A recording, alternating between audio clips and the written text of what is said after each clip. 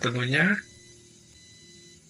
merasa mendapat nikmat, ya, merasa mendapat nikmat. Apalagi kita tidak akan bisa bersyukur kalau kita tidak merasa mendapat nikmat. Kita tidak akan berterima kasih pada seorang kalau kita merasa tidak mendapatkan sesuatu dari seorang. Kita biasanya terima kasih pada seorang karena seorang tersebut memberikan sesuatu, ya, entah berupa harta atau mungkin pertolongan atau apapun, sesuatu diberikan oleh seorang sehingga kemudian dia mengucapkan terima kasih. Jadi selama tidak ada atau tidak merasa mendapatkan sesuatu, ya tentunya akan aneh, ya. Tidak ada apa-apa kok tahu-tahu terima kasih, maka akan disebut orang yang aneh. Dan di sini syaratnya bersyukur tentunya jadi merasa, ya, mendapatkan sesuatu. Agar bersyukur pada Allah kalau kita merasa mendapatkan sesuatu dari Allah. Maka syukur itu harus dijalani dengan hati, lisan, dan anggota. Kalau yang lain juga nada Ibnu Qayyim, ya, menyampaikan bahwa bersyukur adalah memuji atas nikmat dan mencintai nikmat tersebut, ya, serta memanfaatkan nikmat untuk ketaatan.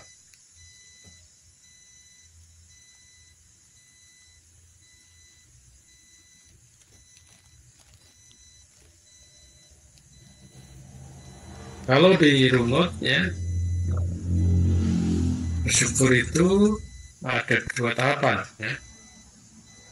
Bersyukur dengan lisan, yaitu muji pada yang beri nikmat, yaitu berarti muji pada Allah.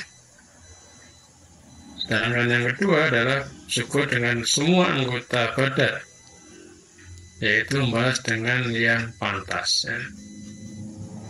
Orang yang banyak bersyukur adalah mencurahkan usahanya dalam menunaikan rasa syukur dengan hati, lisan, dan anggota badan dalam bentuk meyakini dan mengakui.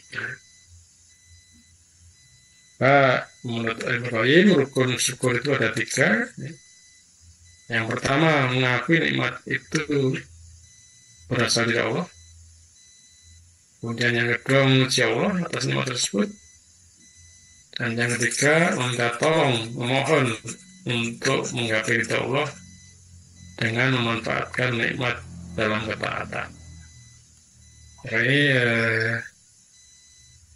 syarat dikatakan bersyukur, tentunya pertama harus mengakui bahwa kita mendapatkan nikmat dari Allah. Kita mengakui bahwa segala sesuatu dari Allah. Kemudian kalau sudah kita akui, maka kembalikan kepada Allah pujian, ya. Maha besar, maha suci, ya. Segala puji hanya untuk Allah. Nah, kemudian dibuktikan ditindaklanjuti dengan perbuatan-perbuatan untuk mendapatkan ridhonya. Itulah yang namanya syukur, ya.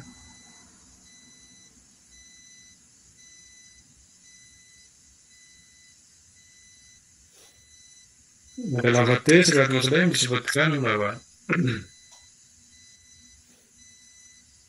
Abu Hurairah anna Rasulullah SAW qala idza nadhara ahadakum ila man qudila alaihi fil mali wal khalq fal yanzur ila man huwa asfala minhu mimman qudila alaihi.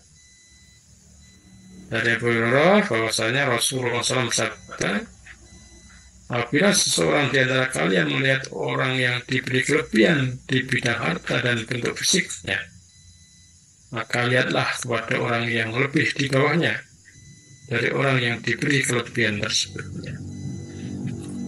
Jadi kita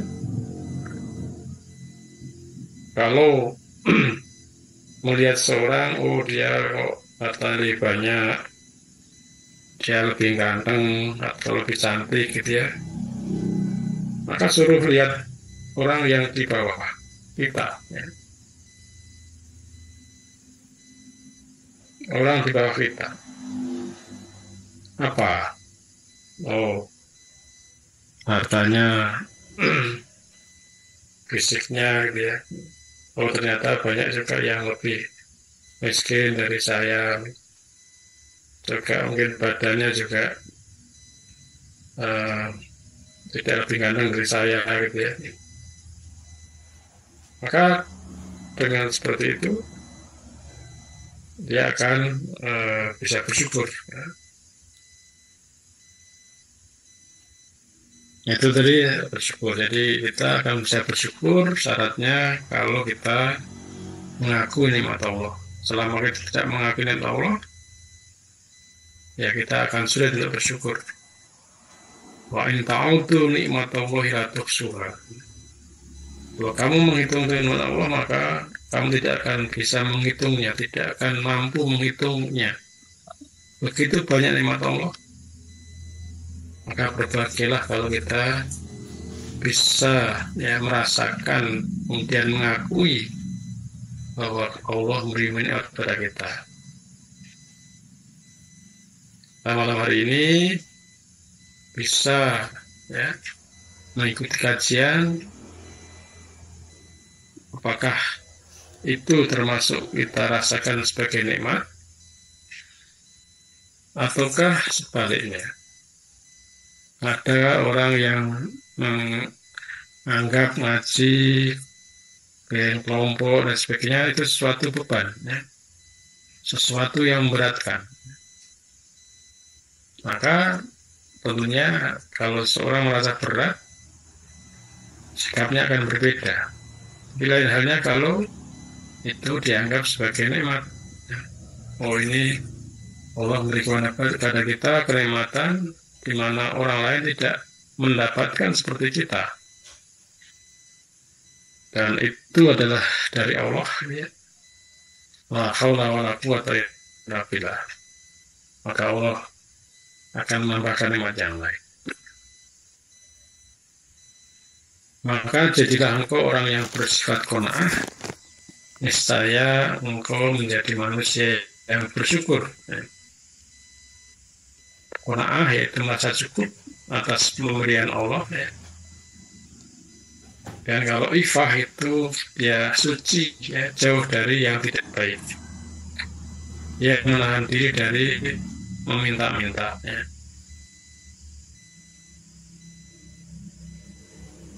Kenapa orang tidak bersyukur? Ya, di antaranya karena tidak qanaah, ya.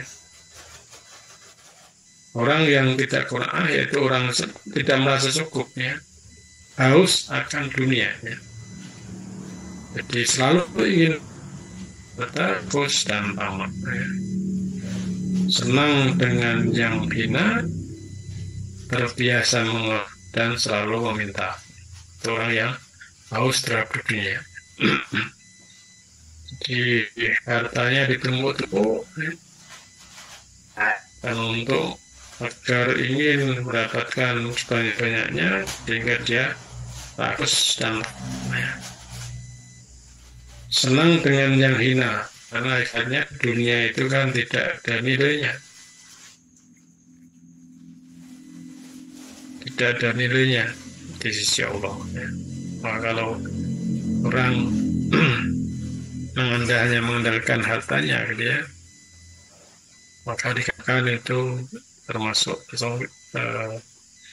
senang dengan yang hina. Nah, biasanya juga suka mengeluh, ya, suka mengeluh di merasa kurang, merasa tidak terpenuhi dan sebagainya. Nah, orang yang pejuang, orang-orang yang bersungguh-sungguh di jalan Allah, ya, orang mujahid, tentunya dia qanaah. Kemudian dia merasa cukup, ya. Kemudian dia menjauhi hal yang tidak baik dan ridho dengan pemberian Allah SWT. Coba di dalam ini ya, ya dalam hadis Bukhari digambarkan ya. Inna hadzal mala qadiratun hulwatun. Faman akhodaha bisa khawatin nafsin ya, burika lahu fi. Waman akhodahu bi israfin nafsin lam yubarak lahu fi. Alladzi ya'kulu wala yasfa. Sungguhnya harta ini berwarna hijau serta manis. Maka barang siapa yang mengambilnya dengan kemurahan jiwa, saya diberikan berkah baginya pada harta itu. Dan barang siapa mengambilnya dengan nafsu serakah, niscaya tidak diberikan berkah baginya pada harta itu. Seperti orang yang makan dan tidak pernah kenyang. Makan tapi nggak pernah kenyang. Jadi kan tidak cukup, tidak berkah di situ. Maka orang yang mengambil harta dengan nafsu serakah di situ, ingin bagaimana mendapatkan sebanyak-banyaknya. Ya. Karena apa? Menurutnya mungkin dengan harta yang banyak itulah dikatakan orang yang baik, orang yang mulia gitu ya. Maka di situ dikatakan ini saya tidak diberikan berkah baginya.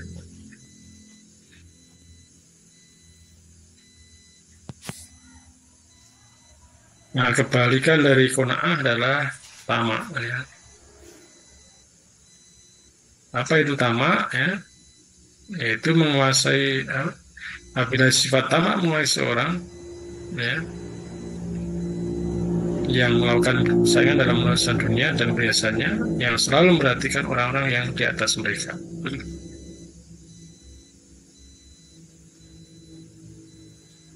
Imam Nawawi menyebutkan apabila manusia melihat kepada orang yang diberikan karunia dalam perkara dunia, nafsunya menuntut seperti itu dan menganggap kecil atau remeh nikmat Allah yang ada padanya, ingin bertambah supaya bisa menyusul dengan hal itu atau mendekatinya.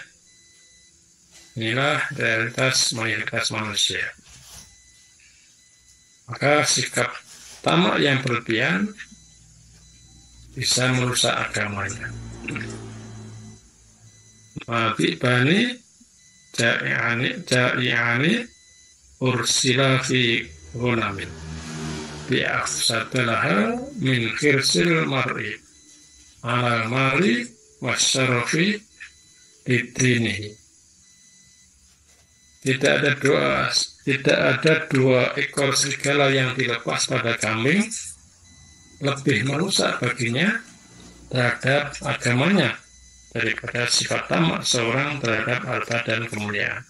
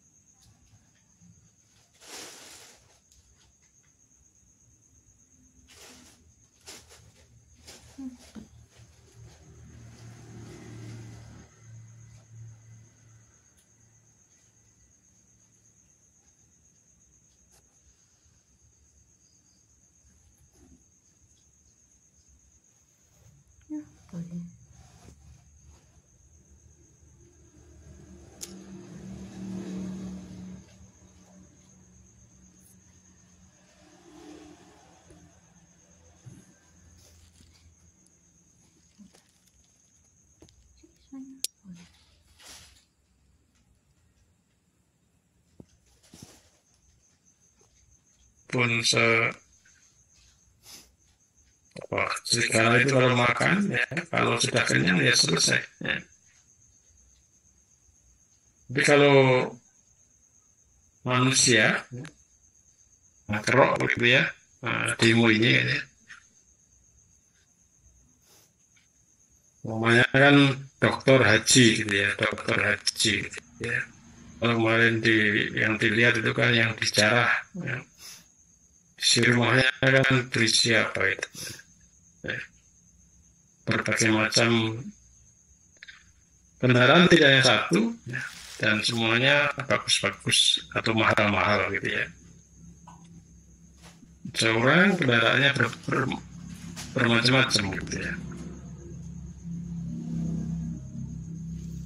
Apakah kendaraannya itu kan dipakai semua? Apa kok mengkoleksi sedemikian rupa gitu ya? Nah ini kan tentunya kalau mempunyai sifat tamak, sekali lagi ya agamanya akan rusak, agamanya akan rusak. Nah, kenapa sampai timbul kemarahan gitu ya? Ya diantaranya karena dari sisi ya ucapannya jelas itu tidak menggambarkan bagaimana sifat ketawaduan gitu ya. Kemudian juga kalau dilihat properti yang dimiliki ya, bagaimana itu menggambarkan seseorang yang ya jelas di situ ya. Kalau dalam Islam itu kan memiliki sesuatu adalah fungsional. Fungsinya apa? Apakah akan dekatkan kepada Allah atau justru sebaliknya? Maka ini kalau dalam sisi seorang ya sekali lagi punya sifat tamak pada harta dan kemuliaan, kedudukan, ya, maka agamanya akan rusak di situ.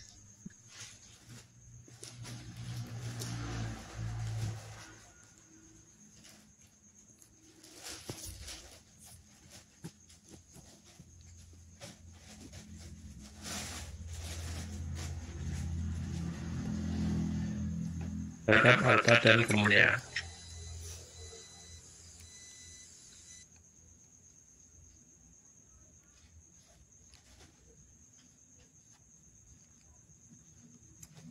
Iya, saya.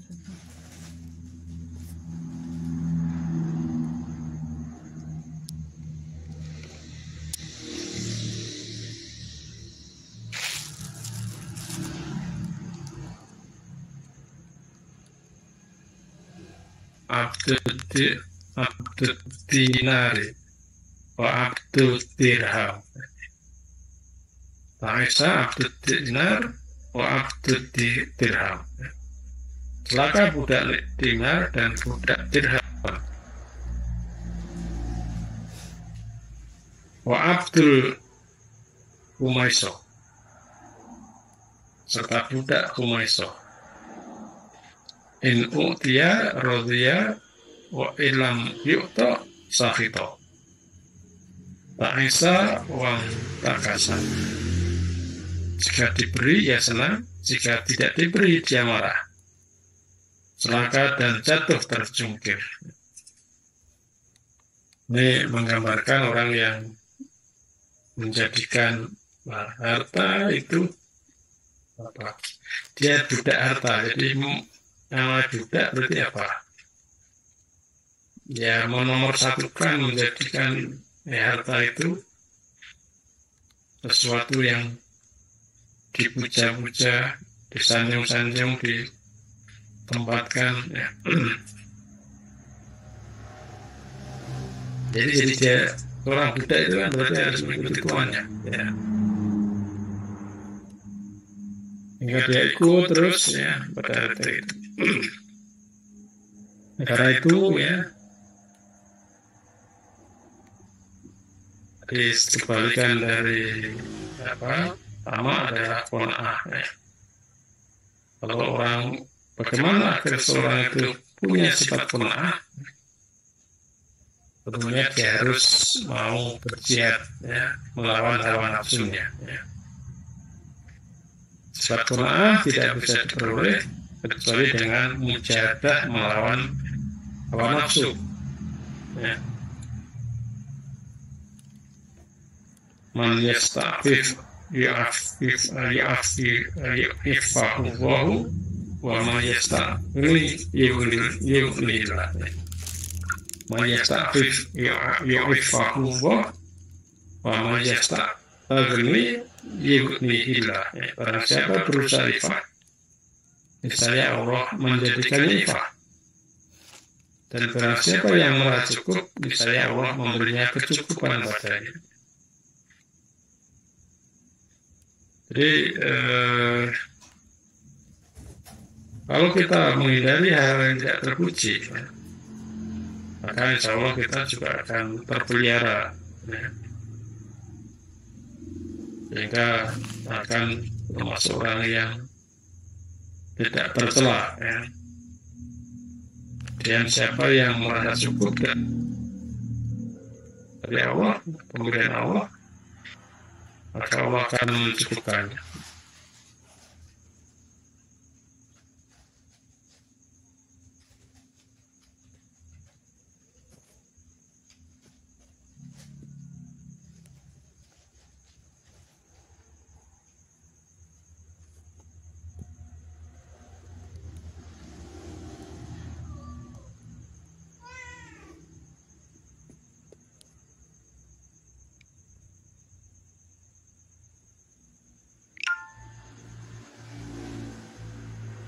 Bertawakal kepada Allah, maka Allah akan mencukupkannya. Ada satu cerita dari kisah salah seorang sahabat yang bernama Hakim bin Hizam menolak mengambil haknya dari harta Fali, sekalipun Khalifah Umar beberapa kali menawarkan hal itu padanya. Ya, karena ia khawatir menerima sesuatu dari seorang lalu terbiasa mengambil hingga jiwanya melewati sesuatu yang tidak dikehendakinya. Maka ia menyapihnya dari hal itu dan meninggalkan sesuatu yang melakukannya kepada yang tidak melakukannya. Jadi kenapa Hakim bin Hizam ini, ya, bahkan walaupun akan diberi, ya, harta rampasan perang, ya, tapi dia menolak, ya, untuk memelihara dirinya, dan agar nanti kalau terbiasa menerima, gitu, ya, biasa menerima, ada mungkin akan timbul suatu saat tidak diberi, mungkin akan muncul di situ. Maka di MTA itu kan semua, ya, seluruh daerah, ya, tidak boleh menerima amplop, gitu, ya. Kalau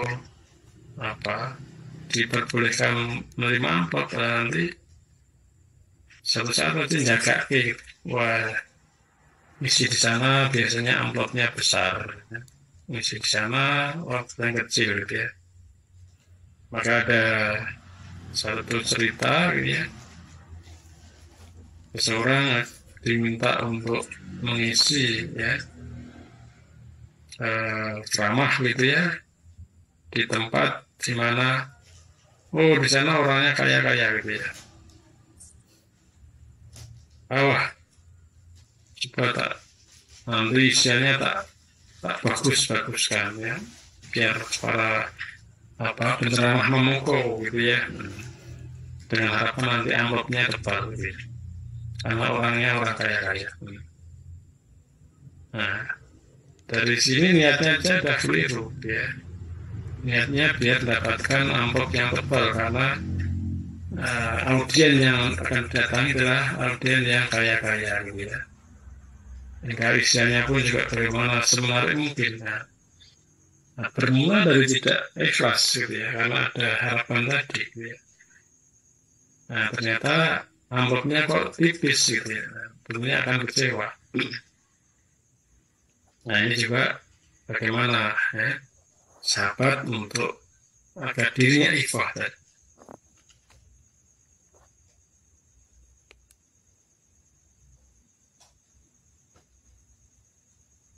Maka Rasulullah juga pernah memberikan nasihat, Abdullah bin Amrin, anna Rasulullah SAW qad aflaha man aslama waru ziko kafafan wa qulna ahuwa. Sungguh beruntung menjadi orang Islam, diberi rezeki pas-pasan, dan Allah menjadikannya orang yang qanaah. Wa qulna ahuwa, dan menjadikan Allah qanaah, yaitu jadi merasa cukup atas pemberian Allah. Afifun muta'afifun, itu ya. Orang yang ifah berusaha dari meminta, sedang dia mempunyai keluarga. Karena sesungguhnya ia berjuang melawan nafsunya, padahal sangat membutuhkannya.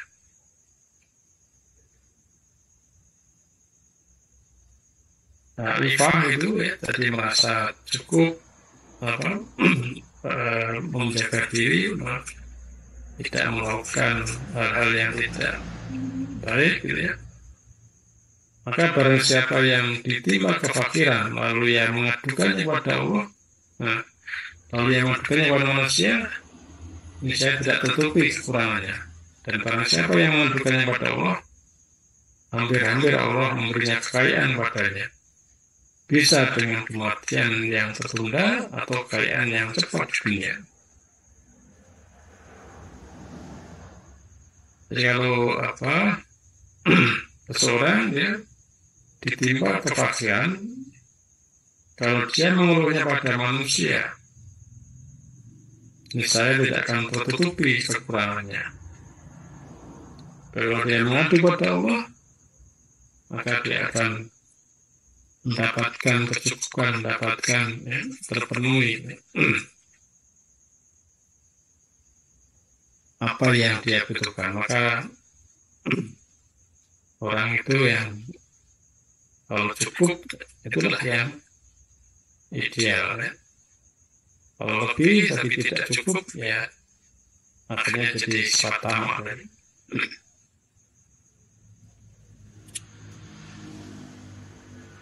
Maka dalam Islam ya, kalau dalam kondisi terpaksa, mendorong seorang mengulurkan tangannya untuk minta. Syarat meminta adalah tidak mendapatkan kemampuan. Jadi syarat boleh meminta kalau tidak mendapatkan kemampuan.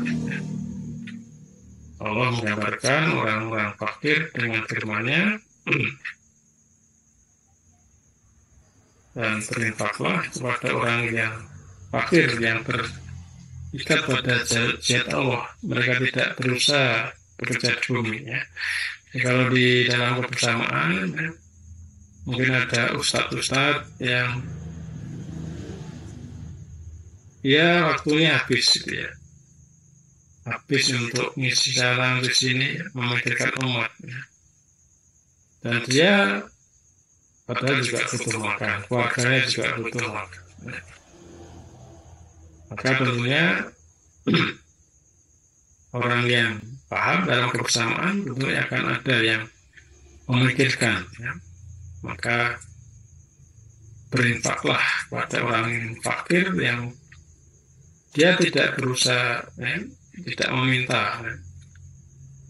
Nah, maka perlunya itu bersama. Karena orang yang mampu bekerja di bumi berarti ia menemukan salah satu syarat untuk menjadi mampu atau kaya. Dan yang dimaksud orang fakir yang terikat atau tertahan, maksudnya adalah terikat oleh jihad fisabilillah.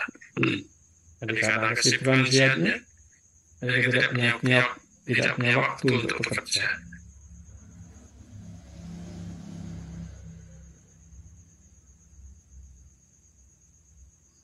Nah, Rasulullah memberikan izin untuk meminta dalam batasan yang sempit, ya. Yaitu sehingga ia mendapatkan kebutuhan pokok atau mencukupi kehidupan. Maka meminta selain yang seperti itu adalah haram. Pemiliknya memakannya secara haram. Menurut Imam Nawawi, menurut kesepakatan ulama atas larang meminta kalau bukan karena terpaksa. Dan bolehnya meminta bagi orang yang masih mau bekerja dengan 3 syarat. Bahwa ia jangan merendahkan dirinya, jangan terus-menerus meminta, dan jangan menyakiti yang diminta. Jika kurang salah satu syarat ini, maka hukumnya haram menurut konsensus ulama. Ya.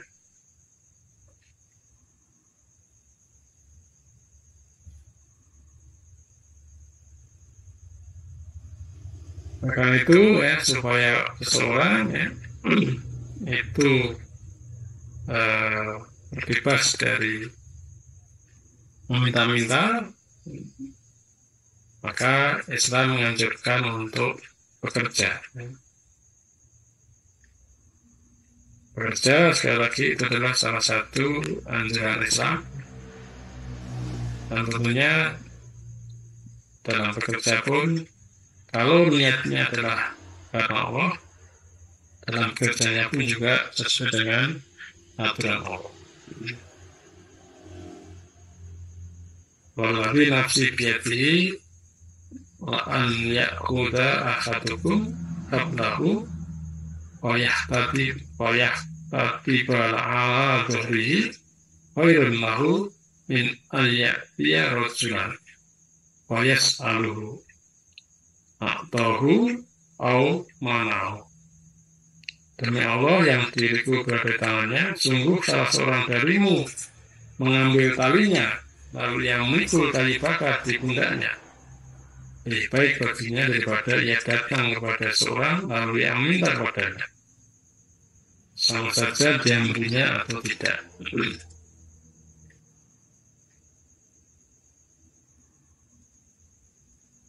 Maka ini kalau dalam kisah ya, Muhajirin dan Ansor ya, walaupun kalau Muhajirin itu ditawari hartanya separuh gitu ya, jadi karena ifahnya, karena kona'ahnya, maka dia tidak langsung menerima harta itu, tapi tunjukkanlah pasar gitu ya. Maka dalam rangka mengajak tawakal dan berusaha, Imam Ahmad berkata, ya, upah mengajar dan ilmu lebih disukai daripada duduk menunggu pemberian dari orang lain.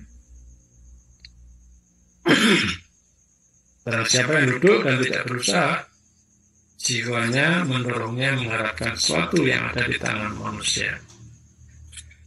Maka zuhud ya, terhadap pemberian manusia menjadikan seorang dicintai mereka.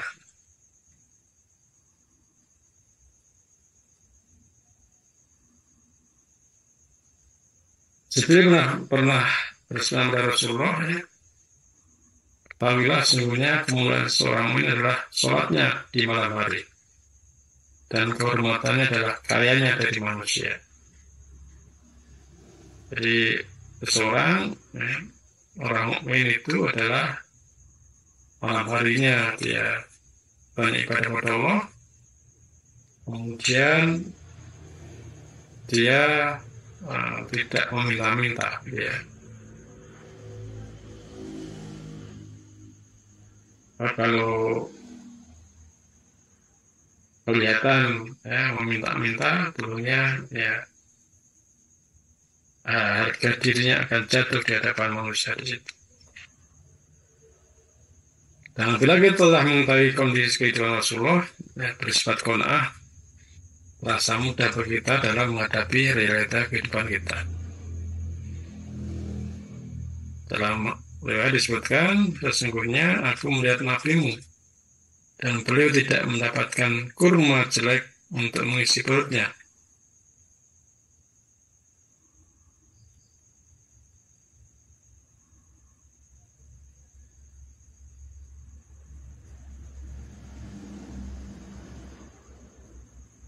Nah, di antara sifat qanaah adalah seorang memandang kepada orang yang berada di bawahnya, ya. agar ia menyadari nikmat Allah. Ya. Unduru ila man asfala minkum wala tanduru ila man huwa fawqakum fahuwa asdaru alla tasdiru nikmatallahi alaikum. Perhatikanlah kepada orang di bawah kamu dalam urusan dunia, dan janganlah kamu memperhatikan kepada orang yang di atasmu, maka ia lebih pasti bahwa kamu tidak menghinakan nikmat Allah kepadamu. Maka salah satu agar kita qanaah, kita bersyukur adalah melihat orang yang di bawah kita dalam urusan dunia.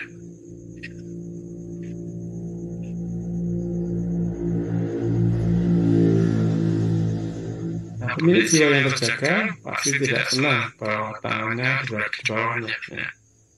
Maka tangan di atas lebih baik daripada tangan di bawah. Dan tangan yang di atas adalah yang memberi, dan yang di bawah adalah yang meminta.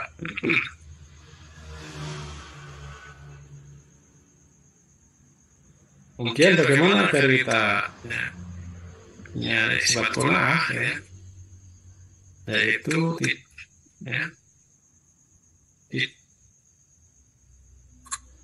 seseorang mengetahui bahwa meminta adalah kehinaan dunia, siksaan dan sangat memalukan di akhirat. Orang siapa yang minta harta kepada manusia karena ingin menambah, maka sesungguhnya dia meminta bara api. Maka hendaklah ia cukup dengan sedikit atau memperbanyak. Jadi kalau kita kok suka meminta, gitu ya, karena biar tambah, gitu ya, maka dikatakan sesungguhnya dia meminta bara api. Dalam kisah Bukhari disebutkan man ta'ala wa intahu ma bughnihi fa innama yastaghfiru minan nar. Karena siapa yang meminta sedangkan yang mempunyai sesuatu yang mencukupi kebutuhannya, maka sesungguhnya ia memperbanyak dari api neraka.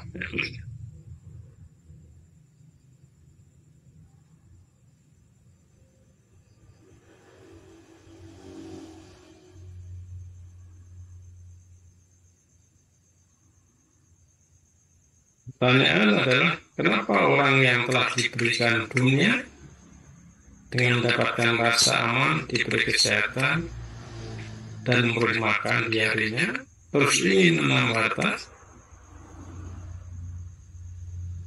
Dalam hadis Tirmidzi disebutkan bahwa barang siapa di pagi hari merasa aman dalam hidupnya, sehat badannya, dan memberi makanan di harinya, maka seolah-olah telah diberikan dunia kepadanya. Maka sungguh beruntung orang yang beragama Islam, yang diberi rezeki secara cukup, dan Allah memberikannya sifat qanaah terhadap apa yang diberikan Allah padanya.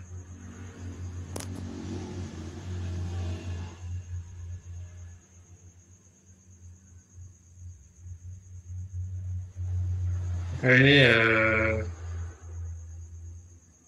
salah satu sifat qanaah adalah kalau kita merasa cukup dengan apa yang diberikan Allah.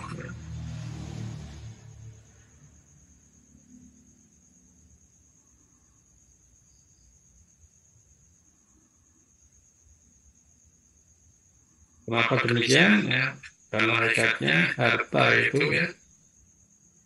yang namanya harta itu kan satu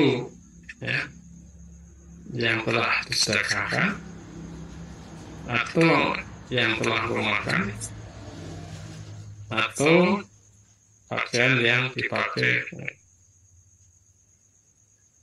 Tidaklah engkau memiliki hartamu kecuali yang engkau sedekahkan lalu engkau berlalu,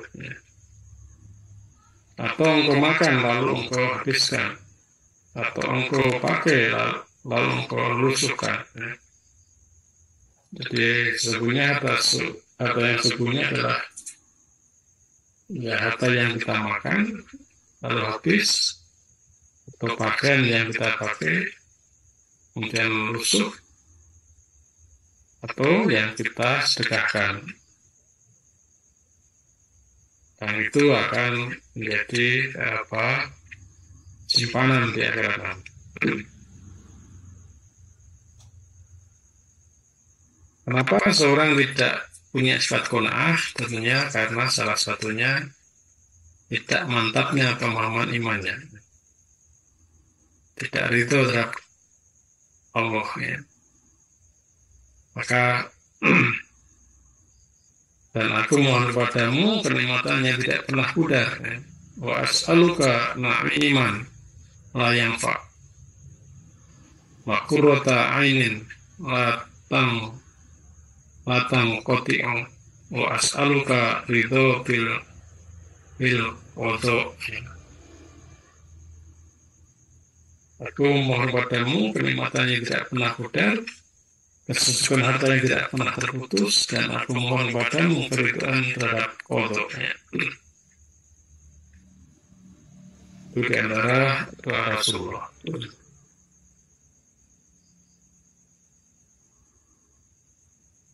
Di antara faktor pendukung itu adalah berpikir tentang pahala, ya. Jika kamu mengetahui pahala yang disiapkan untuk sisi Allah, saya kamu ingin agar kita tambah fakir dan membutuhkannya. Maka di antara kenapa kita bisa qanaah, gitu ya, ikhfah tadi, kalau ada harapan, ya. Harapan kepada Allah, keyakinan kepada Allah, dan hanya mengembangkan kepada Allah, termasuk, ya, janji Allah. Maka jikalau kamu mengetahui pahala yang disimpan untukmu, misalnya kamu tidak berduka cita terhadap kesulitannya. Kata orang yang sabar, ya, orang yang beriman itu kan kondisinya apakah dia sabar ataukah syukur, ya.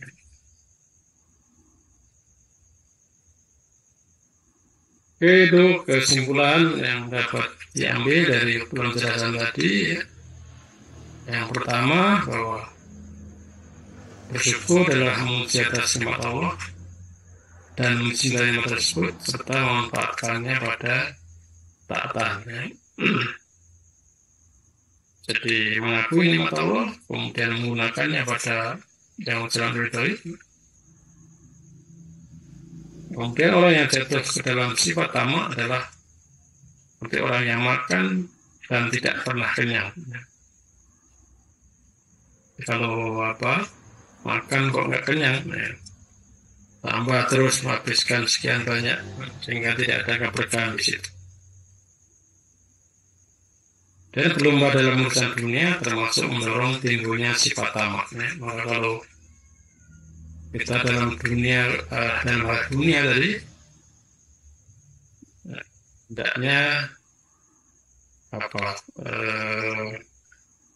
undur mahuwa assalamualaikum walatang undur mahuwa fawqakum. Lihatlah orang di bawahmu, jangan kamu lihat orang di atasmu.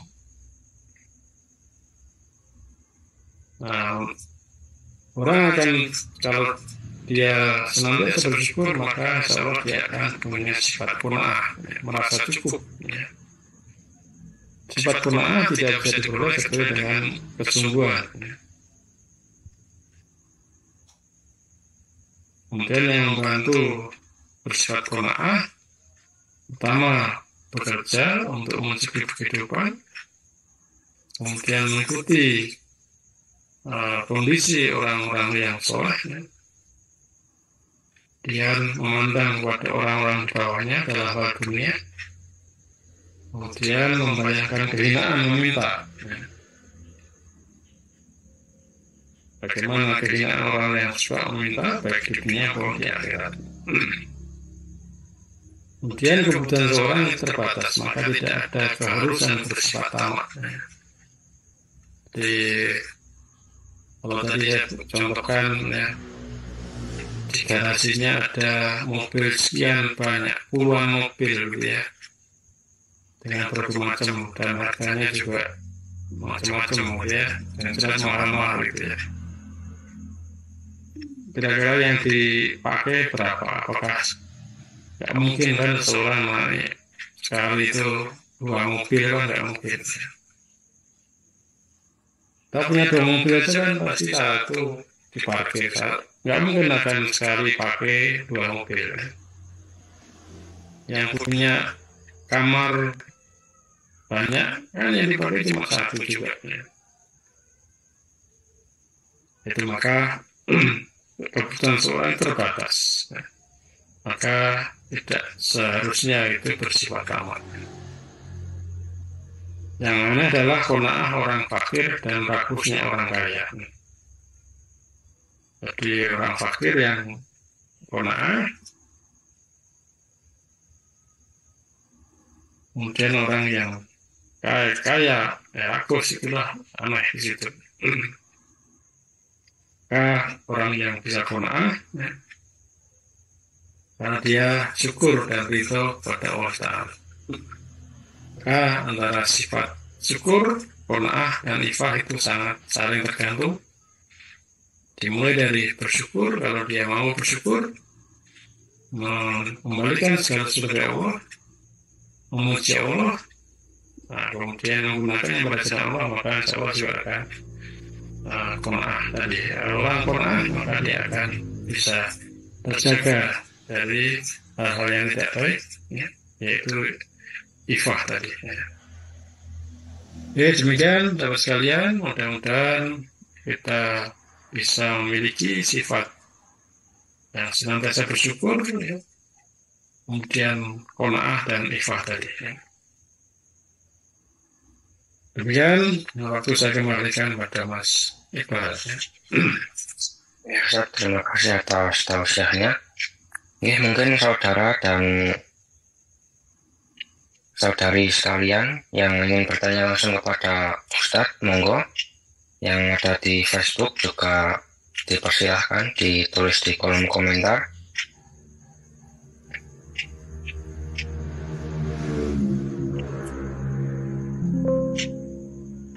Mungkin dari kami, Mas. Monggo Mas Sanggit. Assalamualaikum warahmatullahi wabarakatuh. Waalaikumsalam. Ini mengenai tentang Quran surat Al-Maidah, surat kelima ayat yang 45. Kami bacakan artinya.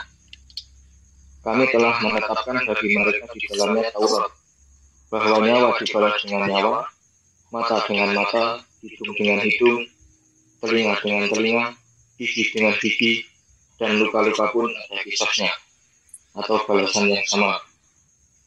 Barang siapa melepaskan hak kisahnya, maka itu menjadi penebus dosa baginya.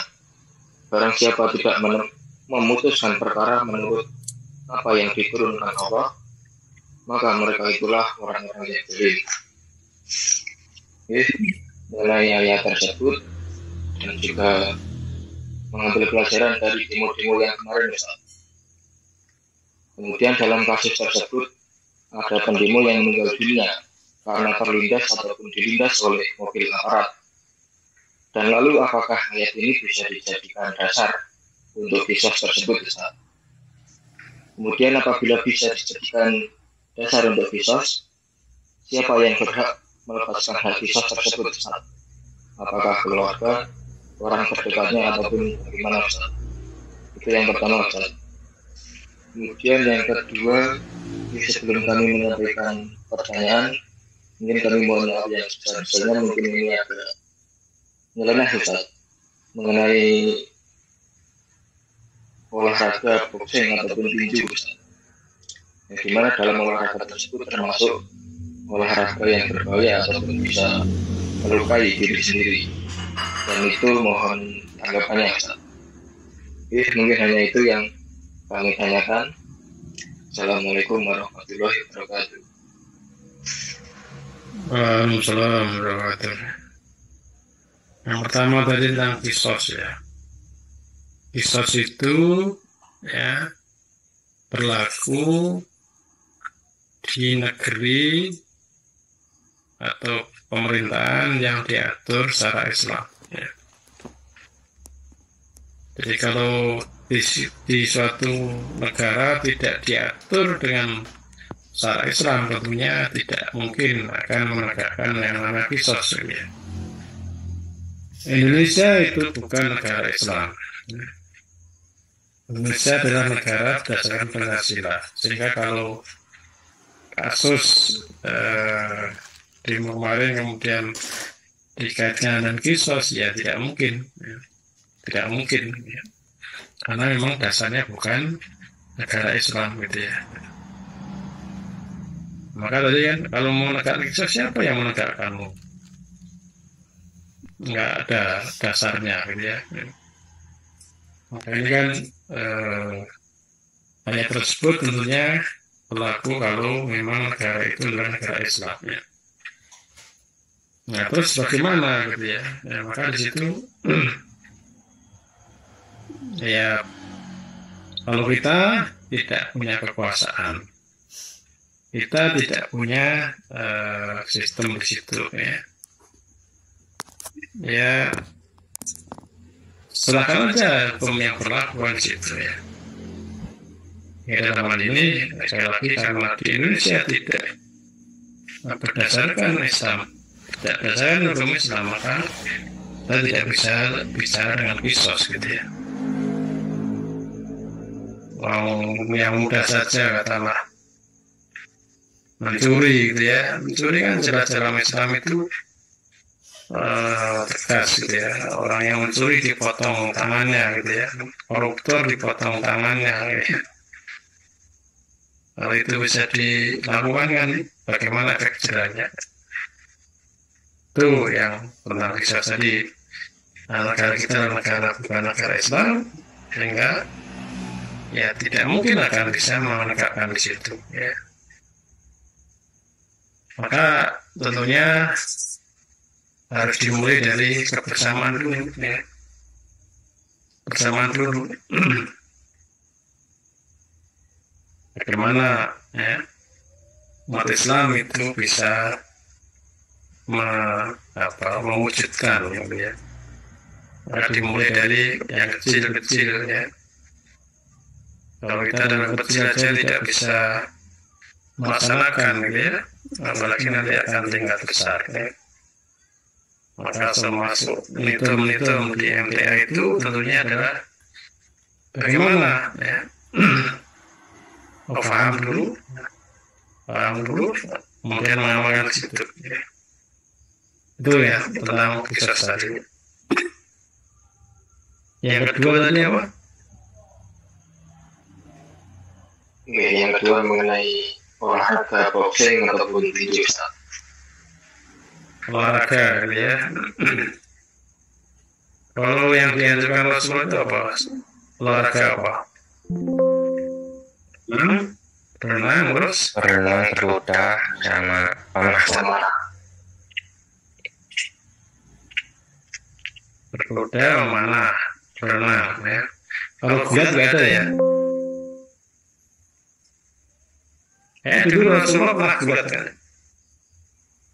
Nah ya, Rasulullah pernah gulat gitu. Ya, jadi kan kalau apa? Yang namanya waktu itu bertanding gitu ya, bertanding kan berarti kan harus siap dengan fisiknya di situ ya. Untuk bisa tinju maka dia harus bagaimana menyiapkan diri gitu ya. Orang bisa gulat mereka harus menyiapkan diri. Bila diri maka harus menyiapkan diri situ ya. Nah itu betulnya kan masing-masing adalah bagaimana mempertahankan diri kan gitu ya. Nah, maka di situ ya karena tujuannya adalah bagaimana dia bisa membela diri gitu ya. Maka harus dilatih di situ ya. Apa ada unsur saya mau menyakiti diri kan, mau mencelakakan diri kan enggak kan? Seorang bertanding tentunya akan menang ya. Nah, supaya menang, ya, maka dia latihan dan sebagainya, supaya kuat dan sebagainya. Maka di situ ya, kalau bicara larangan, kira-kira larangannya apa? Kalau nggak siap tinju ya jangan tinju kan itu. Kalau nggak siap tinju, nah, berarti kan menjerumuskan diri gitu ya, bunuh diri kan itu. Nah, kalau bunuh diri ya berarti dilarang. Ya. Tapi kalau siap untuk bertanding, ya, kan itu kan disiapkan dengan latihan dan sebagainya. Ya, saya mungkin menurut saya demikian. Terima kasih Ustaz atas jawabannya. Mas Sakit mau ikut dulu. Mas Sakit mau daftar jadi petinju. Betul Ustaz. Kami di olahraga Ustaz. Nah, betul Ustaz. Sama-sama. Selanjutnya ini ada pertanyaan tertulis Ustaz. Assalamualaikum warahmatullahi wabarakatuh. Ustaz, kalau operasi kecil membuang tahi lalat yang agak mengganggu karena membesar, apakah termasuk merubah ciptaan Allah bisa dosa besar Ustaz? Tahi lalat di operasi, ya. Kalau tahi lalat dan mengganggu, ya, berarti kan penyakit, ya. Penyakit dibersihkan ya nggak masalah kan itu. Kemudian tadi itu apa mengganggu ya. Nah kalau apa setiap mengurangi bagian tubuh dianggap apa merubah gitu ya, merubah.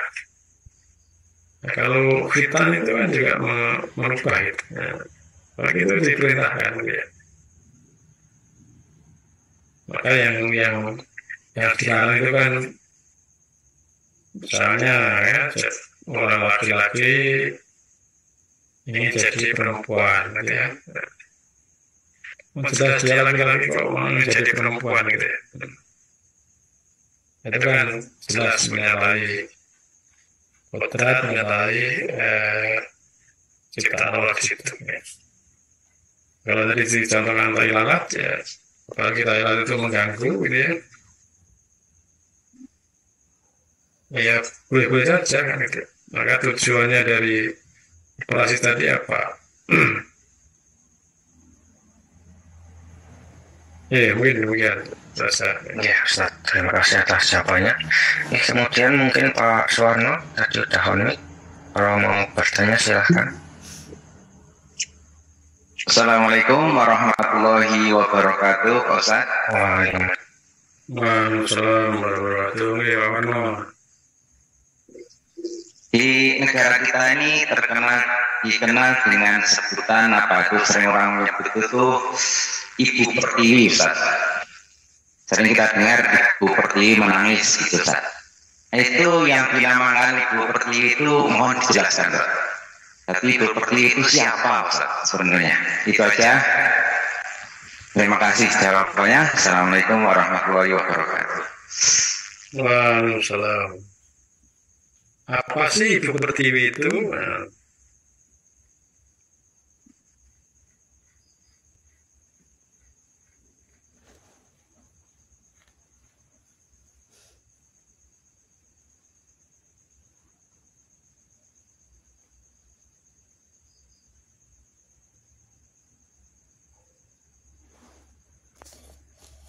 Jadi kalau orang istilah menamakan Ibu Pertiwi gitu ya, kalau dulu kita dalam belajar bahasa Indonesia itu kan ada arti kiasan. Arti kiasan. Maka yang namanya Ibu Pertiwi itu kan ya tanah air gitu ya. Jadi personifikasi atau perwujudan tanah air Indonesia itu dinamakan Ibu Pertiwi.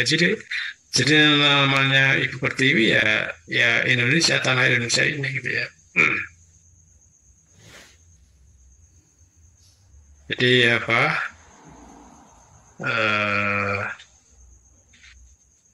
Satu nusa, satu bangsa. Nah, atau kalau apa? Padamu negeri, jiwa raga kami, gitu ya. Jadi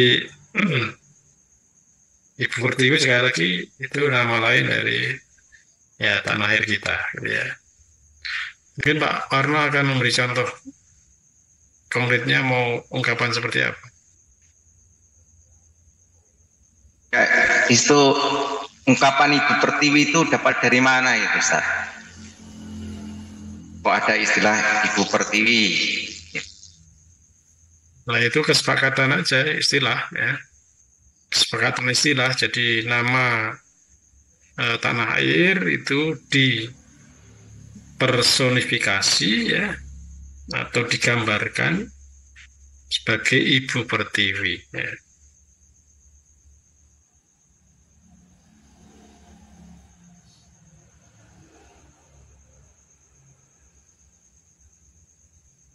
Kalau menurut sejarah ya,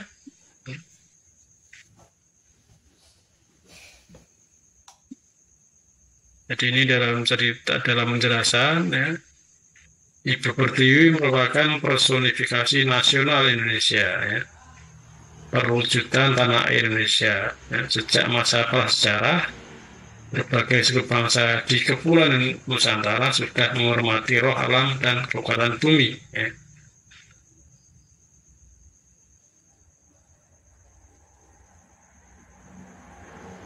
Sejak diserapnya pengaruh Hindu sejak awal ya, pertama di Nusantara, dia dikenal sebagai Dewi Pertiwi ya. Dewi Bumi ya.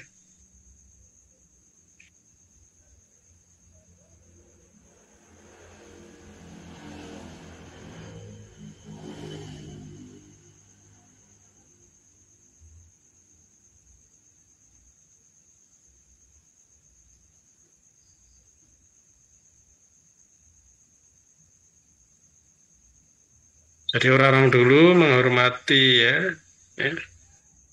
Mereka mengibaratkannya sebagai ibu yang memberikan kehidupan, ya. Sebagai dewi alam dan lingkungan hidup. Ya. Jadi kalau apa, ya itu kita kan hidup di tanah air Indonesia. Ya.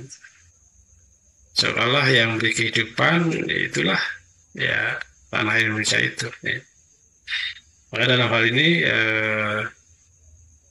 konteksnya seperti apa? Kalau yang dimaksud secara umum ya artinya tanah air kita gitu ya.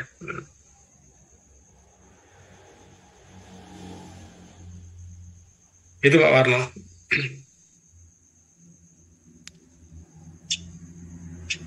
Oke, terima kasih Pak Ustaz. Ya, selanjutnya pertanyaan dari Facebook, Ustaz.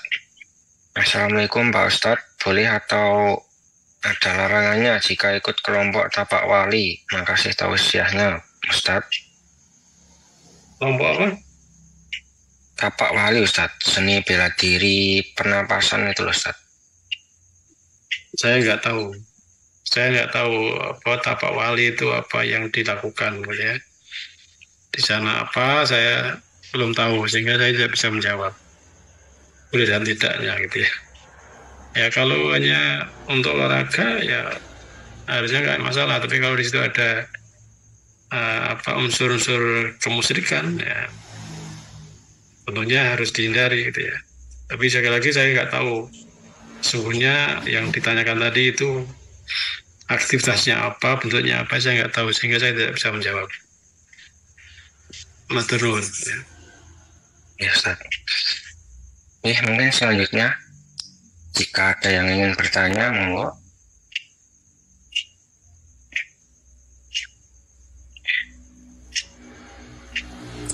Kalau belum ada izin bertanya Ustaz tentang hadis meminta larangan meminta tadi Ustaz. Kadangkala kita waktu semisal jajan atau waktu sekolah itu suka meminta jajanan teman atau sekedar mengicipi gitu Ustaz. Apakah yang seperti itu termasuk di larangan hadis tersebut Ustaz? Kemudian yang kedua, kan meminta itu dilarang ya Ustaz. Nah, jika ada pengamen atau yang meminta di jalan itu, apa lebih baik kita mengasih atau tidak Ustaz? Ya mungkin itu Ustaz. Terima kasih atas jawabannya. Pertama waktu sekolah dulu ya, biasanya kan nggak tahu artinya ya, wah konconin duit aku jaluk pengen kita gitu ya. Yes. Dan saya yakin nggak kenal apa aifah itu apa, kona itu apa gitu. Ya karena masih sekolah dan belum dewasa, belum punya penghasilan sendiri, dan juga masih jelas mengandungkan orang lain gitu ya. Nah, maka kalau seseorang dari kecil bisa menjaga diri gitu ya, maka lebih baiknya. Maka ini kalau kita sudah tahu, tentunya karena kita kan biasanya kan suka diberi daripada memberi kan. Diberi itu senang, tapi kalau memberi tidak senang. Nah, ini kan karena sudut pandang kita, ya. Sudut pandang kita bahwa seolah kalau memberi itu berkurang, mengurangi, gitu ya. Padahal kalau dalam Islam, kalau kita memberi, justru hakikatnya adalah untuk diri kita sendiri, ya. Nah, kalau itu terjadi dulu waktu kecil, apalagi SMP, gitu ya. Ya sudah, maka sekarang kalau kita sudah dewasa, sudah tahu, punya bagaimana ya menghindari untuk tidak suka meminta, gitu ya. Justru kalau kita bisa memberi, gitu ya, jajaki daripada minta dijajaki kan itu. Ya itu akan tumbuh kita qanaah dan ifah tadinya. Kemudian yang kedua tadi meminta, pengamen meminta, gitu ya. Jadi kalau ya dari sisi larangan tadi kan larangan meminta, gitu. Kan kita tidak, maka di situ jangan sampai kita mengamen, jangan sampai kita meminta, gitu. Pelajaran yang bisa kita ambil, jangan sampai kita meminta. Nah kalau ada orang minta seperti apa? Ya terserah kita, gitu ya. Maka kalau di antara sifat orang bertakwa itu kan wa fi amwalihim haqqul lisaili wal mahrum. Pada hartanya ada hak untuk orang miskin, baik dia meminta atau tidak meminta. Nah, pengamen atau peminta ya, itu kan apakah dia miskin? Karena ada juga yang mengamen memang jadi pekerjaannya, meminta itu jadi pekerjaannya. Padahal dalam Islam tadi dilarang untuk meminta-minta. Ya. Maka kalau kita ada pengamen meminta, ada orang yang meminta kepada kita, ya terserah kita mau memberi atau tidak. Yang tidak memberi biasanya mungkin tidak yakin ini orang miskin atau tidak, gitu ya. Dan mungkin dirinya malah lebih kaya, gitu ya. Jadi profesinya memang dia meminta, dan dia hartanya, rumahnya lebih bagus, gitu ya. Hartanya lebih banyak, gitu. Maka di sini kalau kita tidak tahu bahwa dia memang orang miskin, ya memberi terserah, tidak memberi terserah. Termasuk orang ngamen tadi ya, kalau memberi terserah, tidak memberi terserah, gitu.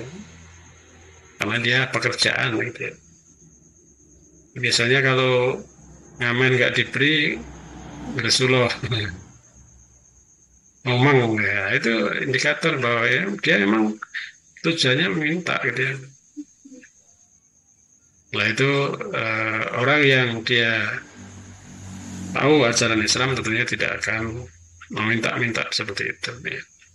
Kata di pelajaran ini tentunya adalah untuk diri kita, jangan sampai kita seperti itu. Ya, kalau ada yang amen, ada yang minta, ya terserah kita mau beri, monggo, tidak mau beri, monggo. Itu Mas. Iya Ustaz, terima kasih atas tausiahnya. Mungkin terakhir jika ada yang ingin bertanya, monggo.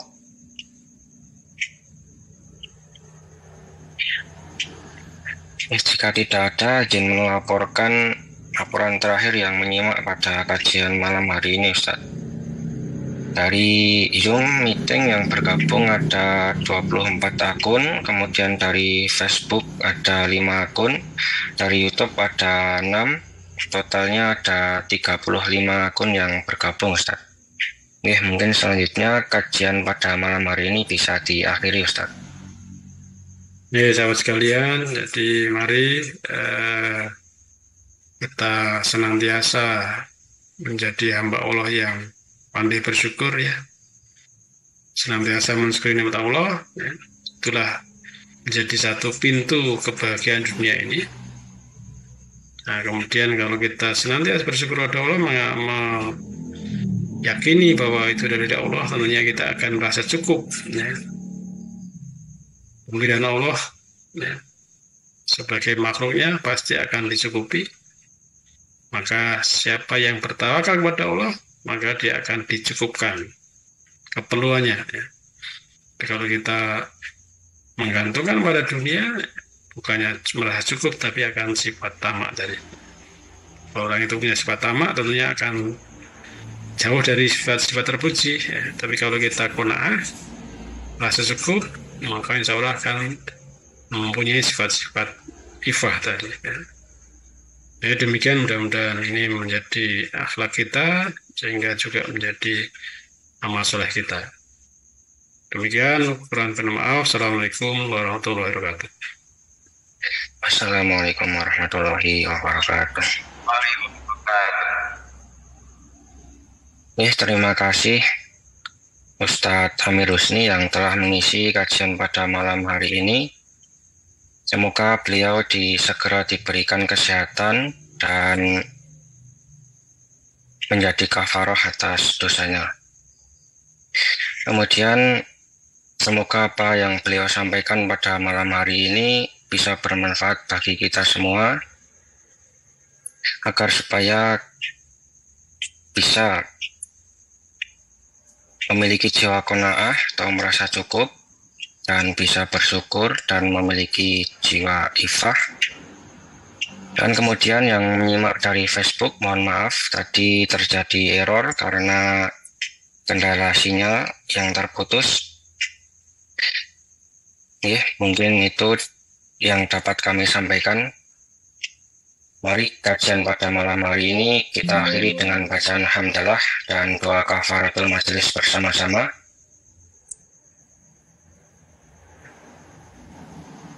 Tidak ada apa-apa kok tahu-tahu terima kasih, maka akan disebut orang yang aneh. Nah, di sini syaratnya bersyukur, tentunya tadi merasa ya, mendapatkan sesuatu. Agar bersyukur pada Allah kalau kita merasa mendapatkan sesuatu dari Allah. Maka syukur itu harus dijalani dengan hati, lisan, dan anggota. Ulama yang lain juga nada Ibnu Qayyim ya, menyampaikan bahwa bersyukur adalah memuji atas nikmat dan mencintai nikmat tersebut ya, serta manfaatkan nikmat untuk ketaatan.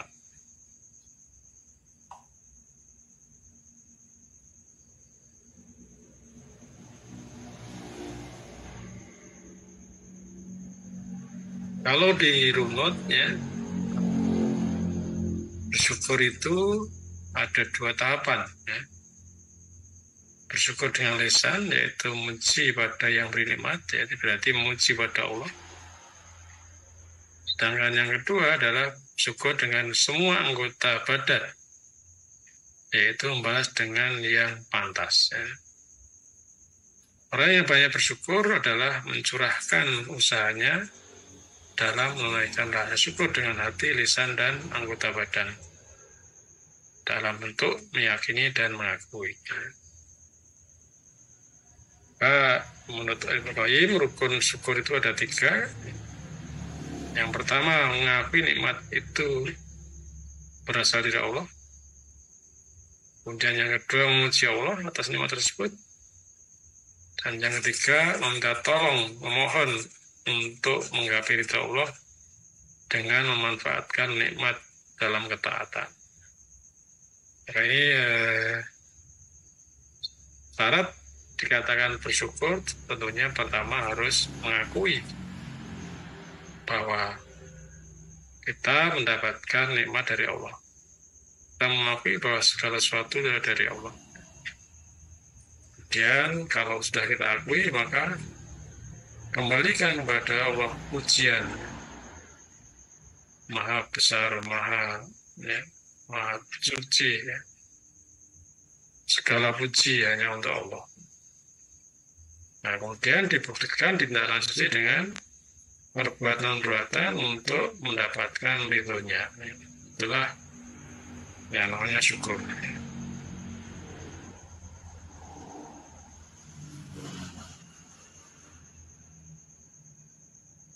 Dalam hadis riwayat Muslim disebutkan bahwa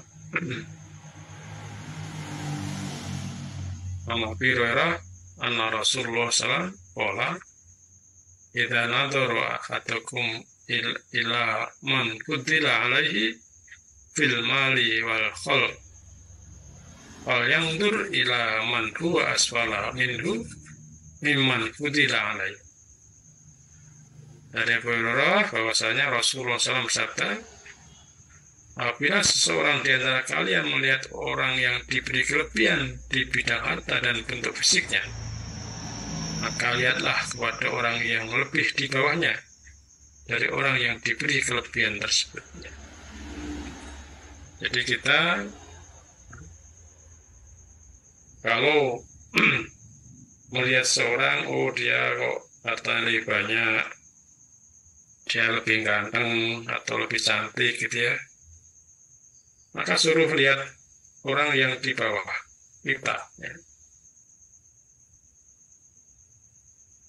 Orang di bawah kita apa? Oh, hartanya, fisiknya gitu ya. Oh, ternyata banyak juga yang lebih miskin dari saya, juga mungkin badannya juga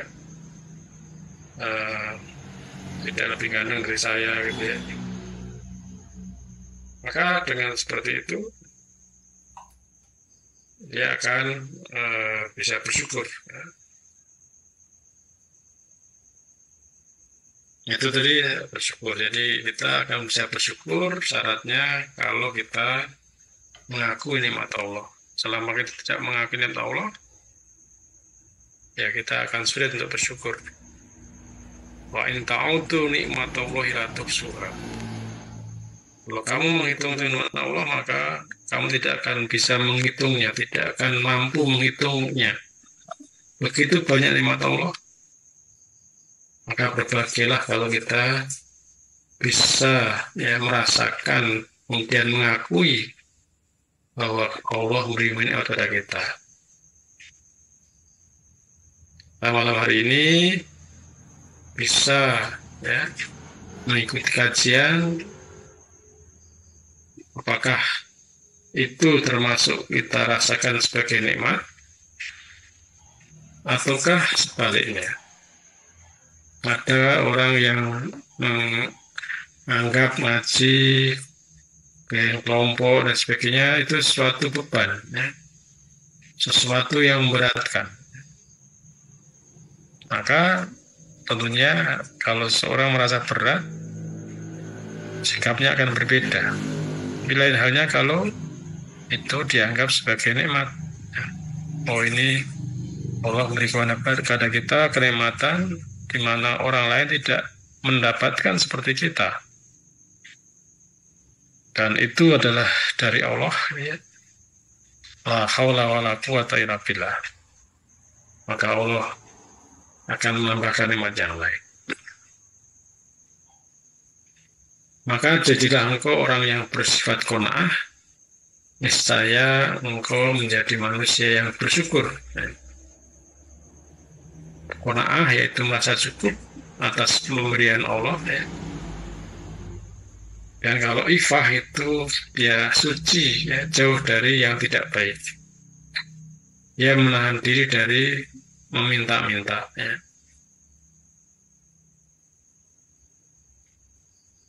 Kenapa orang tidak bersyukur? Ya, di antaranya karena tidak qanaah. Ya. Orang yang tidak qanaah yaitu orang tidak merasa cukup, ya, haus akan dunia. Ya. Jadi selalu ingin berbanyak harta dengan rakus dan tamak. Ya.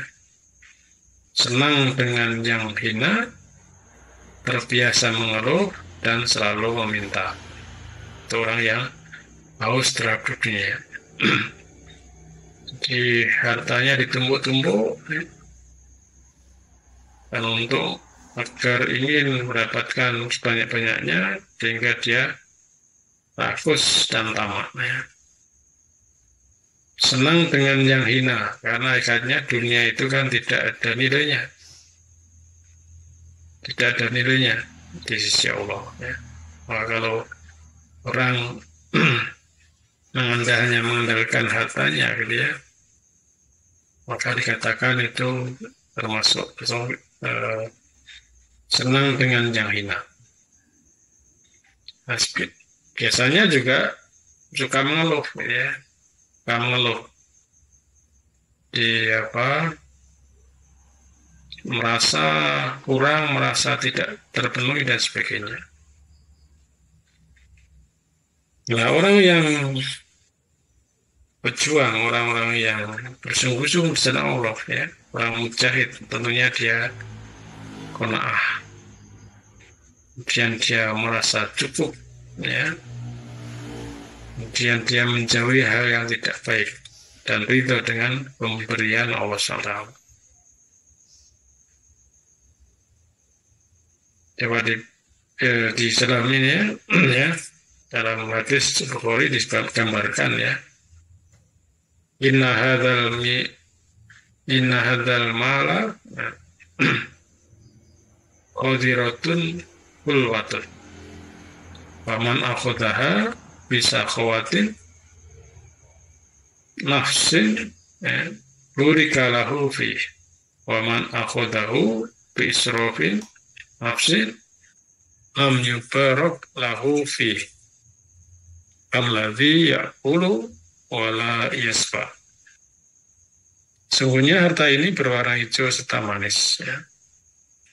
Maka barang siapa yang mengambilnya dengan kemurahan jiwa, niscaya diberikan berkah baginya pada harta itu.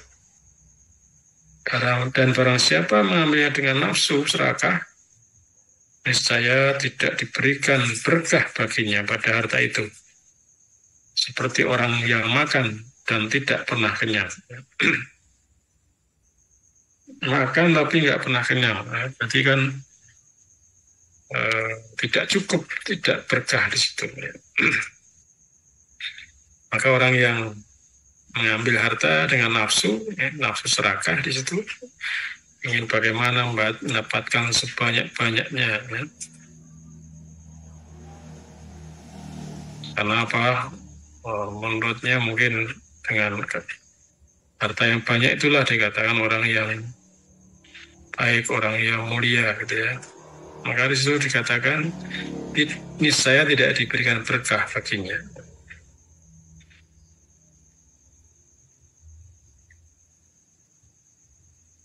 Nah, kebalikan dari qanaah adalah tamak, ya.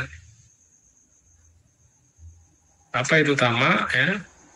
Yaitu menguasai, apabila sifat tamak menguasai seorang, ya, yang melakukan persaingan dalam urusan dunia dan perhiasannya, yang selalu memperhatikan orang-orang yang di atas mereka.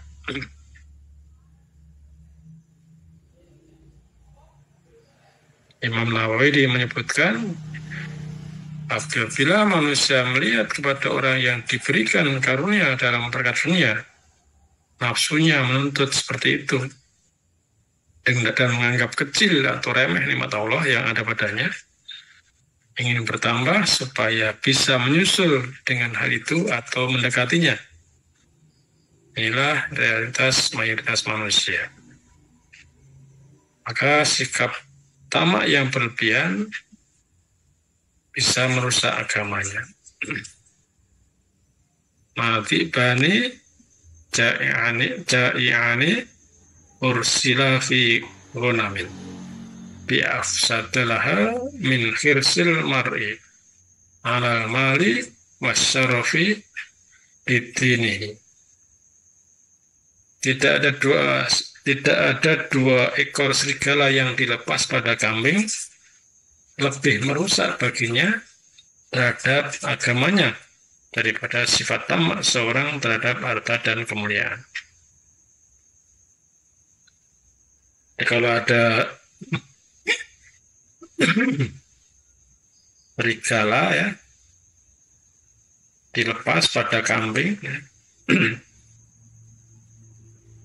pasti kan serigala tersebut akan memakan kambing itu. Ya. Tapi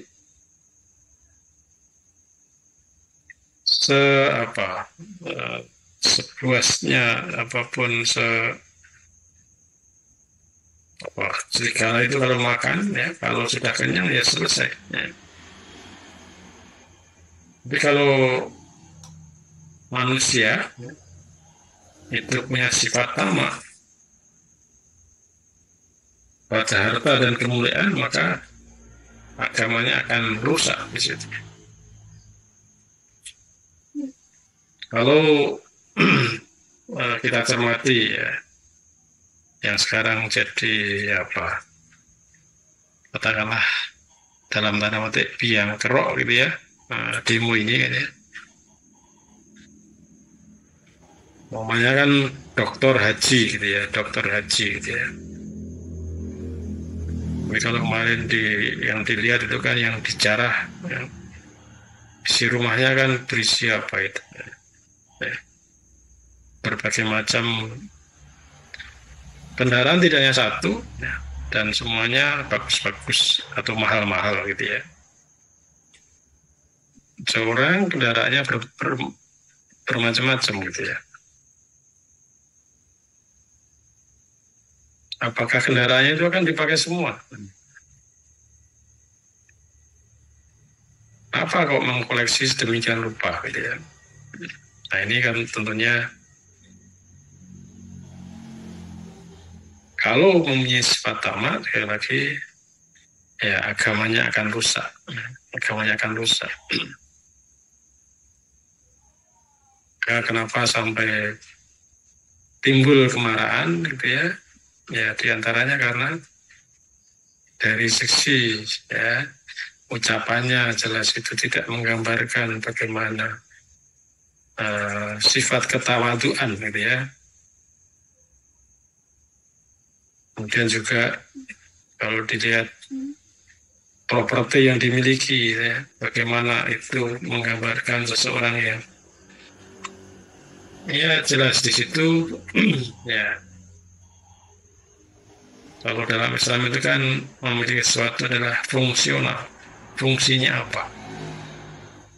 Apakah akan mendekatkan kepada Allah atau justru sebaliknya?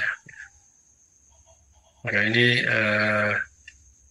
kalau dalam sisi seorang ya sekali lagi punya sifat tamak pada harta dan kemuliaan, kedudukan, ya, maka agamanya akan rusak di situ.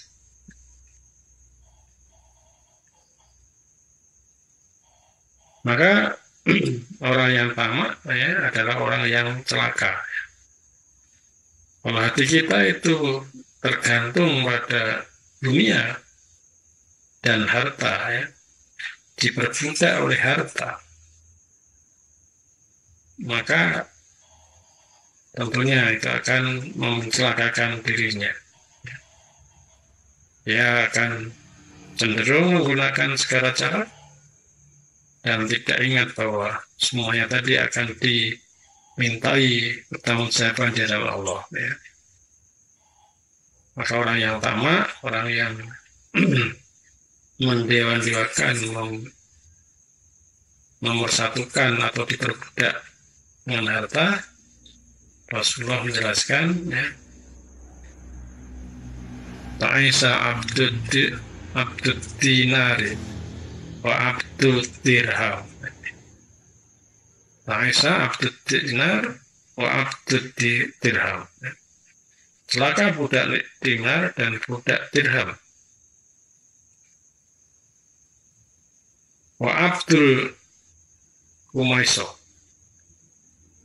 serta budak Humaiso. In u'tiya radhiya wa ilam yu'ta sakhito. Ta'isa wa takasa. Jika diberi ya senang, jika tidak diberi dia marah. Celaka dan jatuh terjungkir. Ini menggambarkan orang yang menjadikan harta itu apa? Dia budak harta. Jadi namanya budak berarti apa? Ya menomorsatukan, menjadikan harta itu sesuatu yang dipuja-puja, disanjung-sanjung, ditempatkan, ya. Jadi dia seorang budak itu kan berarti harus mengikuti tuannya, ya. Hingga dia ikut terus, ya, pada harta itu. Nah, karena itu, ya, kebalikan dari tamak adalah qanaah, ya. Kalau orang, bagaimana agar seorang itu punya sifat qanaah? Tentunya dia harus mau berjihad, ya, melawan hawa nafsunya, ya. Sifat qanaah tidak bisa diperoleh kecuali dengan mujahadah melawan hawa nafsu, ya.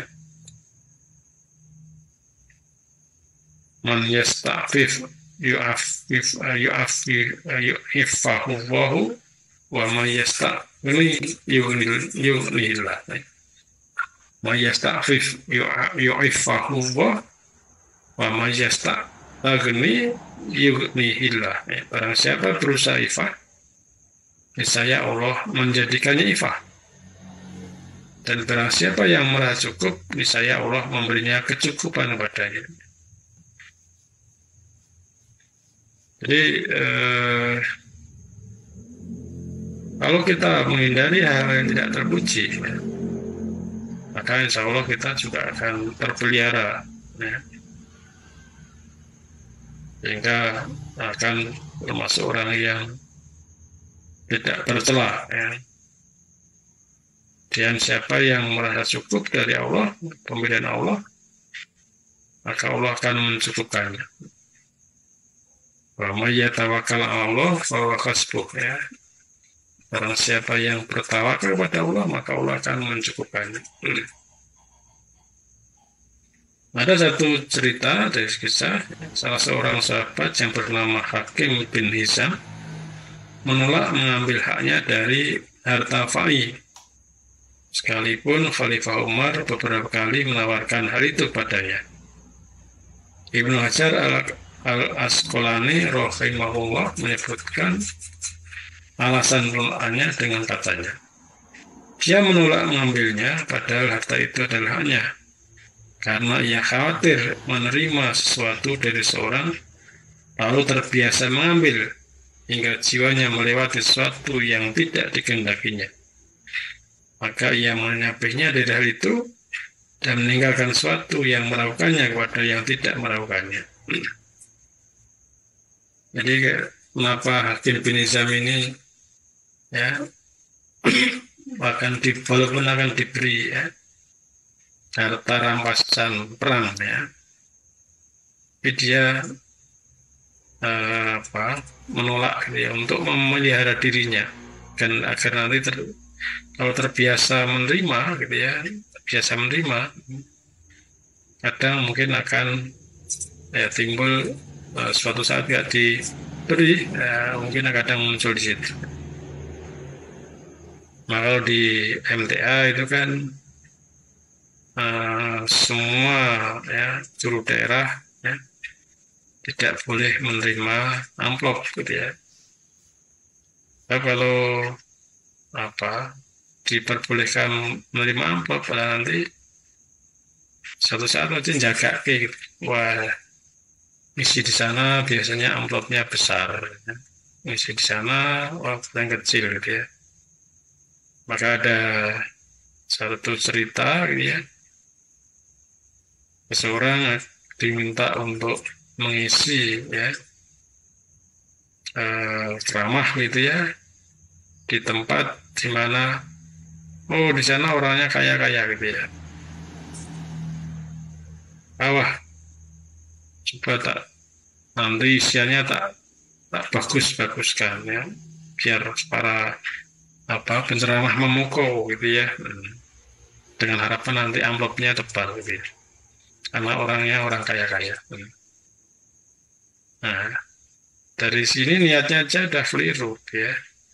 Niatnya biar mendapatkan amplop yang tebal, karena audien yang akan didatangi adalah audien yang kaya-kaya gitu ya. Hingga isiannya pun juga bagaimana semenarik mungkin. Nah, bermula dari tidak ikhlas gitu ya, karena ada harapan tadi gitu ya. Nah, ternyata amplopnya kok tipis gitu ya. Tentunya akan kecewa. Nah, ini juga bagaimana ya sahabat untuk agar dirinya ikhlas tadi.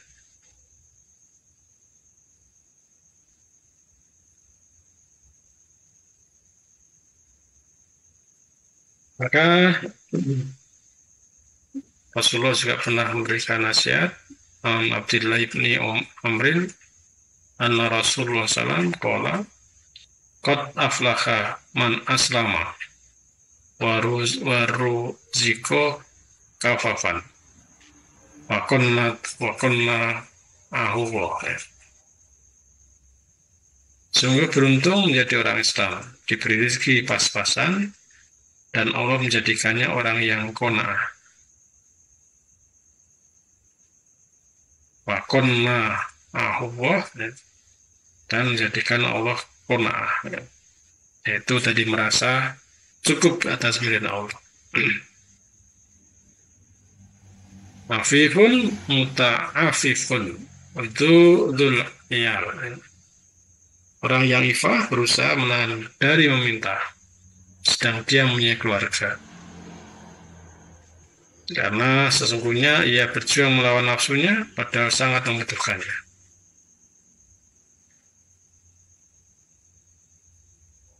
Nah, ifah itu ya tadi merasa cukup menjaga diri, tidak melakukan hal-hal yang tidak baik gitu ya. Maka barang siapa yang ditimpa kefakiran lalu ia mengadukannya kepada Allah, lalu ia mengadukannya kepada manusia, ini saya tidak tertutupi kekurangannya. Dan barang siapa yang mengadukannya kepada Allah, hampir-hampir Allah memberinya kekayaan kepadanya. Bisa dengan kematian yang tertunda atau kekayaan yang cepat di dunia. Jadi kalau seseorang dia ditimpa kefakiran, kalau dia mengeluhnya pada manusia, niscaya tidak akan tertutupi kekurangannya. Kalau dia mengadu pada Allah, maka dia akan mendapatkan kecukupan, mendapatkan terpenuhi apa yang dia butuhkan. Maka orang itu yang kalau cukup, itulah yang ideal ya. Kalau lebih tapi tidak cukup, ya akhirnya jadi sifat tamak dari.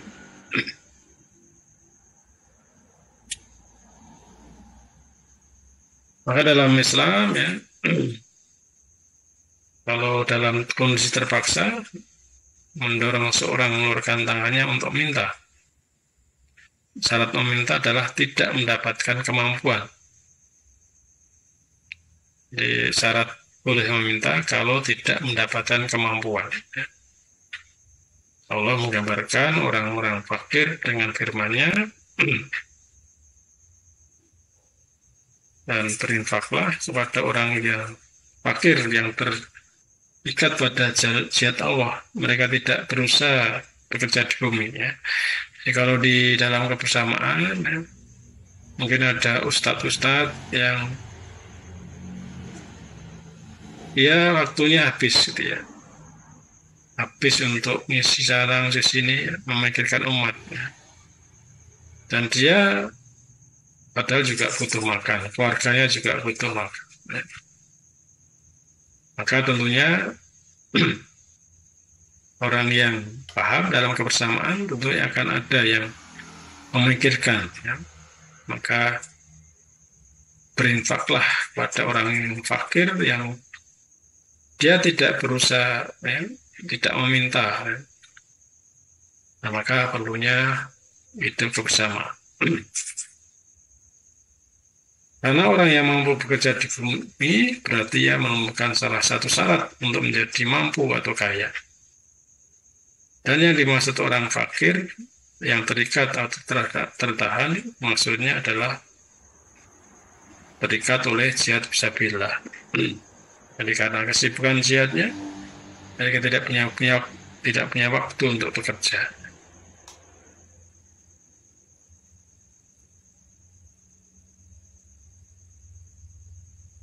Nah, Rasulullah memberikan izin untuk meminta dalam batasan yang sempit, ya, yaitu sehingga ia mendapatkan kebutuhan pokok atau mencukupi kehidupan. Maka meminta selain yang seperti itu adalah haram. Pemiliknya memakannya secara haram. Menurut Imam Nawawi, menurut kesepakatan ulama atas larang minta kalau bukan karena terpaksa. Dan bolehnya meminta bagi orang-orang yang masih mampu kerja dengan 3 syarat. Bahwa ia jangan merendahkan dirinya, jangan terus-menerus meminta, dan jangan menyakiti yang diminta.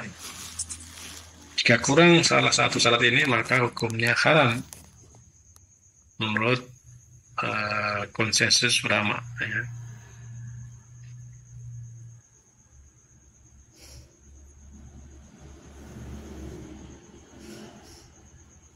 Maka itu ya supaya seseorang ya itu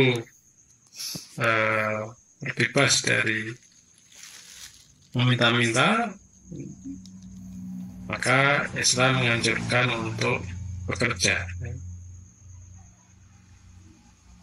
Bekerja sekali lagi itu adalah salah satu anjuran Islam, dan tentunya dalam bekerja pun kalau niatnya adalah karena Allah, dalam bekerjanya pun juga sesuai dengan aturan Allah.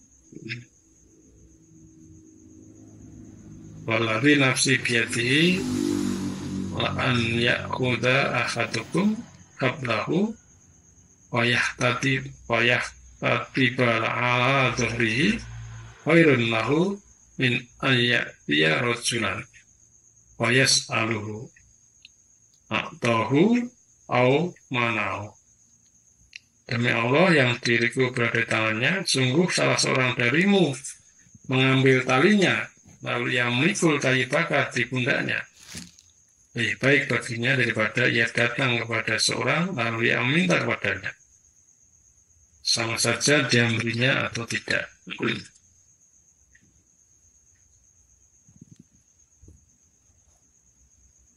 Maka ini kalau dalam kisah ya Muhajirin dan Ansor ya, walaupun kaum Muhajirin itu ditawari hartanya separuh gitu ya, tapi karena ifahnya, karena qanaahnya, maka dia tidak langsung menerima harta itu, tapi tunjukkanlah pasar gitu ya. Maka Dalam rangka mengajak tawakal dan berusaha, Imam Ahmad berkata, upah mengajar dan ilmu lebih disukai daripada duduk menunggu pemberian dari orang lain. Barang siapa yang duduk dan tidak berusaha, jiwanya mendorongnya mengharapkan sesuatu yang ada di tangan manusia. Maka zuhud terhadap pemberian manusia menjadikan seseorang dicintai mereka.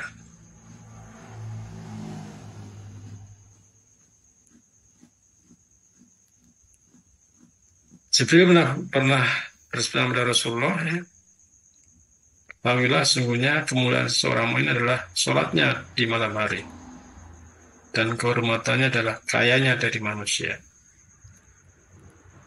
Jadi seseorang, orang mukmin itu adalah malam harinya dia banyak ibadah pada Allah, kemudian dia tidak meminta-minta, ya.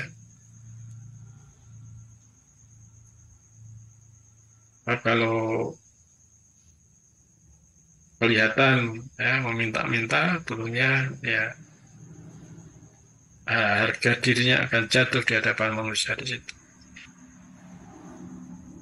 Dan bila kita telah mengetahui kondisi kehidupan Rasulullah bersifat qanaah, rasa mudah bagi kita dalam menghadapi realita kehidupan kita.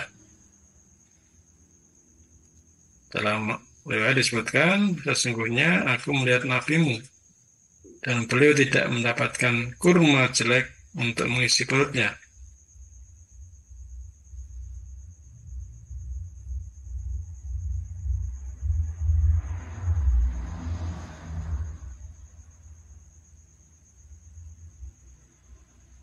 Nah, di antara sebab-sebab qanaah adalah seorang memandang kepada orang yang berada di bawahnya, ya, agar ia menyadari nikmat Allah, ya.